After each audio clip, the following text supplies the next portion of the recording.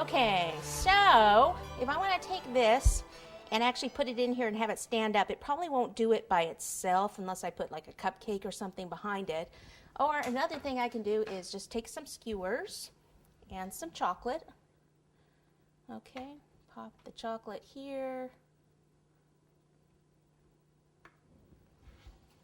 All right, and then pop it back here. Now, yeah, it's a good idea if you use the same color chocolate, but hey, we're going to use what we have here today. Because this cake is just for you guys. No one's going to get it. I'm going to eat it. Oh, you're going to eat it? You're going to get a little bit of a surprise then. No, it's real cake, but it's been around a little while. It's a little crunchy. Okay, so I can just let that set up. Let me get these out of the way, and then I'll show you what we're going to do with some of these, if I can pick it up. Do we have any questions? Well, usually people can ask questions and things. They're basically saying, how is molding chocolate done? After you mold the chocolate, you cover it with fondant?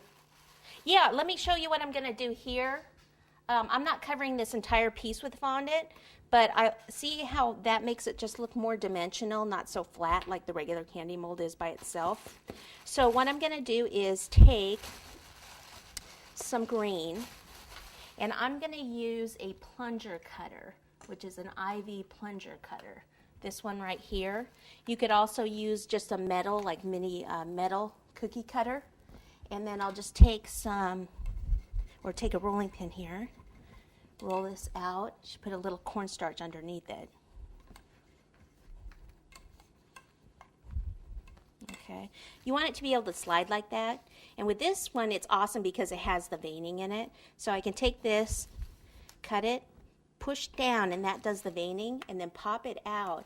And then see how it leaves the veining? So I need 3 of those.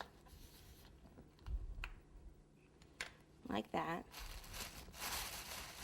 All right. Now to get the fondant to stick to chocolate, you need a little bit of shortening. You can't use water because the chocolate's oil-based, and so you need something that will make it stick. And I don't want to lay it just flat on there. I mean, I guess you could, but I like to give it some movement. That's the whole point of me putting the fondant on top. And then this one to cover that. And then see how I bend them?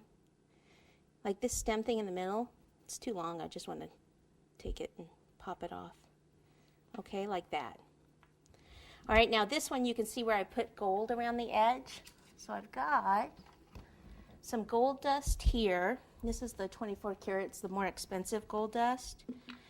There's luster dust, petal dust. Luster dust have a sheen to them. This is actually a little more than a luster dust. But I'm adding lemon extract to it to make a paint. Okay. Then what I can do is just go around the edge. I could dry brush this on too, which I'm going to do on some other little holly sprigs later. But right now I want to use it as a paint. You want to make sure that your ratio between the lemon extract and the gold is good. You don't want it to be, if it's too thin, then it's not going to look like gold